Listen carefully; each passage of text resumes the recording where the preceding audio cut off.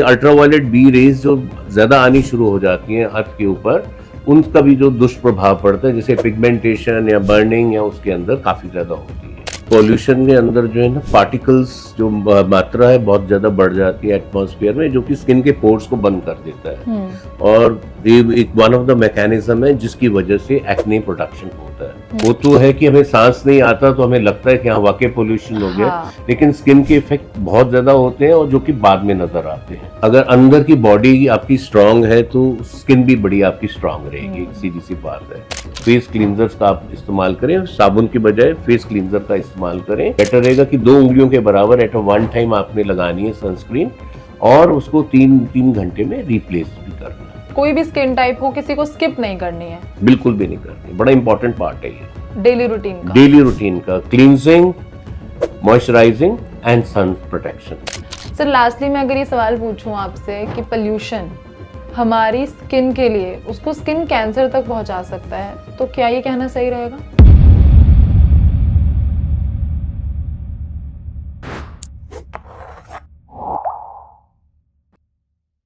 नमस्कार, आप देख रहे हैं हेल्थवेयर मीडिया। मेरा नाम है आंचल सनोरिया।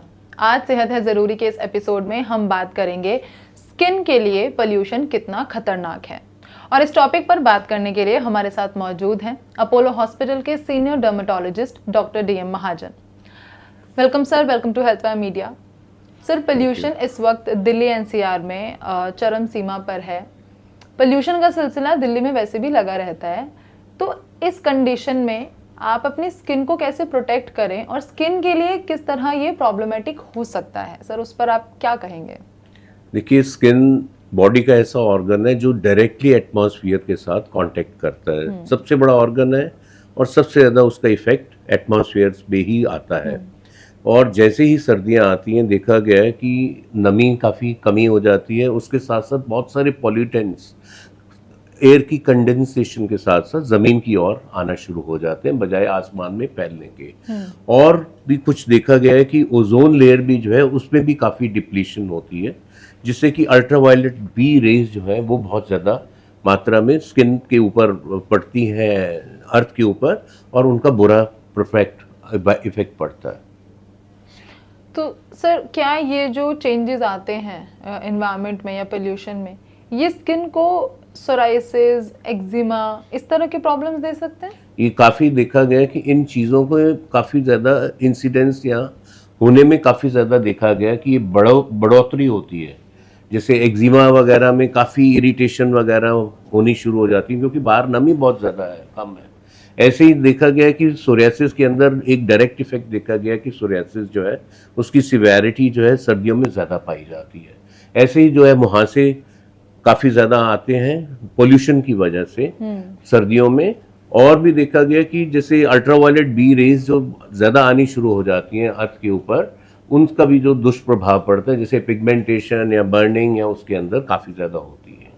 सर अगर हम बहुत ही कॉमन प्रॉब्लम्स की बात करें कि एक्ने प्रॉब्लम बहुत ही कॉमन प्रॉब्लम है स्किन की, पिगमेंटेशन, ऑयली स्किन हो या ड्राई स्किन हो या फिर सेंसिटिव स्किन हो या फिर कोई भी स्किन टाइप हो, ये प्रॉब्लम कॉमन है और सबको फील होती हैं, सब इस चीज़ को एक्सपीरियंस करते हैं।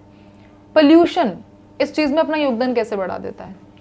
देखिए, पॉल्यूशन के अंदर जो है ना पार्टिकल्स जो मात्रा है बहुत ज़्यादा बढ़ जाती है एटमॉस्फेयर में, जो कि स्किन के पोर्स को बंद कर देता है। और ये एक वन ऑफ द मैकेनिज्म है जिसकी वजह से एक्ने प्रोडक्शन होता है। और भी जो है बहुत ज़्यादा ड्राइनेस होने से आप बहुत ज़्यादा मॉइस्चराइज वगैरह वो करना पड़ता है ताकि प्रोटेक्शन बढ़ जाए।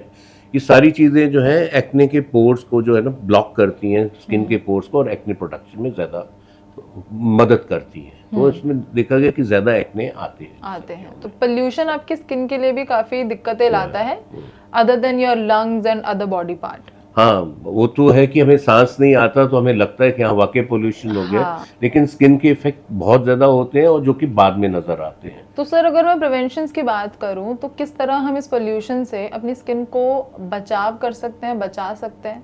किस तरह के हमें प्रिवेंशन मेजरमेंट लेने चाहिए, चाहे वो हमारे डाइट में हो, चाहे वो हमारे कुछ डेली रूटीन में चेंजेस से हो, तो वो क्या रहते हैं? देखिए, अगर अंदर की बॉडी आपकी स्ट्रांग है तो स्किन भी बड़ी आपकी स्ट्रांग रहेगी, सीधी सी बात है। इसलिए खूब विटामिन्स हैं, ओमेगा फैटी एसिड्स आप लीजिए, साथ साथ जो है ट्राई करें कि ऐसे एटमॉस्फेयर से बचें। घर के अंदर रहते हैं तो एयर प्योरीफायर्स का यूज़ बहुत ही कामदार है।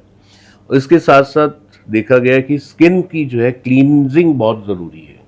एक अच्छे बॉडी क्लींजर्स, फेस क्लींजर्स का आप इस्तेमाल करें, साबुन की बजाय फेस क्लींजर का इस्तेमाल करें, और उसके बाद उसको बहुत ही अच्छे तरीके से मॉइस्चराइज भी करें।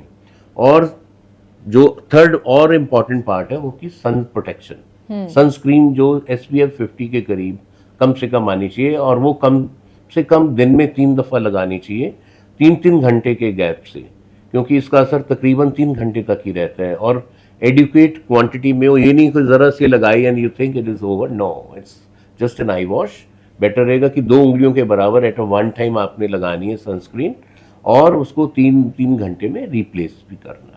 ओके और ये सनस्क्रीन कोई भी स्किन टाइप हो, किसी को स्किप नहीं करनी है? बिल्कुल भी नहीं करनी, बड़ा इंपॉर्टेंट पार्ट है ये डेली रूटीन का cleansing, moisturising and sun protection. These are the 3 major thing, आपकी स्किन बिल्कुल ठीक रहेगी। तो जो लोग बोलते हैं कि कुछ सीरम्स लगाइए, टोनर्स लगाइए, या फिर किसी तरह का मास्क लगाइए, आजकल मार्केट में different kind of mask available है, क्ले मास्क हो, शीट मास्क हो, तो ये चीजें भी जरूरी होती है हमारी स्किन के लिए? फिर आपने जैसा कहा कि सिर्फ क्लेंजिंग, मॉइस्चराइजिंग, ये तो बेसिक चीजें हैं, ये तो आपको करनी चाहे जी। क्ले लगाएं या नहीं लगाएं। ओके, तो जरूरी है, स्किन की हेल्थ के लिए बहुत बहुत जरूरी है। ये 3 बेसिक 3 चीजें हैं, तो आपको कोई चीज की जरूरत नहीं रहेगी। ओके, अगर आप और ज्यादा उम्दा दिखना चाहती हैं तो हाँ, तब हम ऐड कर सकते हैं। क्योंकि लोग अपने रूटीन्स में कुछ घर के बनाए हुए मास्क यूज करते हैं। पिगमेंटेशन, सर्दियां जिस तरह से जब चेंज होता है, एक मौसम ट्रांजिशन आता है, तो ऑयली स्किन को भी एक प्रॉब्लम देखने मिलती है, ड्राई स्किन भी काफी ज्यादा एक इरिटेशन उनको फील होती है,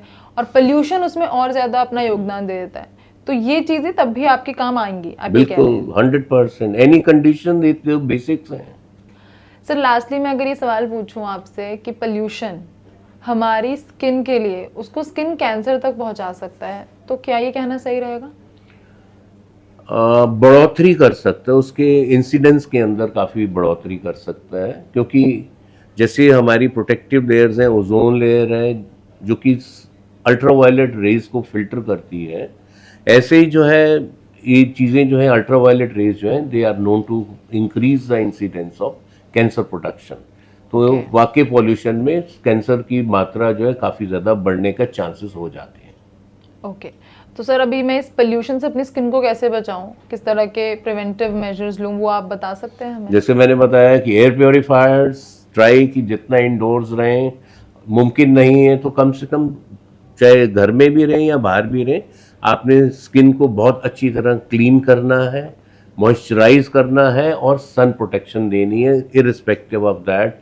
हाँ, इसके साथ साथ एक चीज़ मैं और बतानी ज़रूरी समझूंगा, क्योंकि आजकल कंप्यूटर्स और हमारे मोबाइल्स का बहुत ज़्यादा रिवाज हो गया है, तो इनसे भी 10% के करीब सोलर एनर्जी निकलती है, which is harmful to the skin.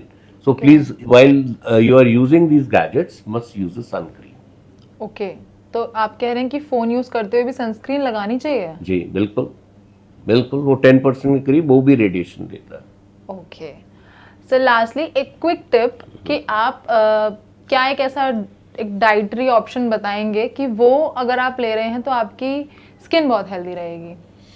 देखिए, डाइट जो कि विटामिन्स में, ओमेगा फैटी एसिड्स में और आयरन में रिच होगा, आपकी स्किन बहुत ही अच्छी रहेगी, ग्लो करेगी। Okay, thank you so much sir, हमें वक्त देने के लिए, इस पर बात करने के लिए। Thank you so much. My pleasure, and I wish everyone a very glowing skin.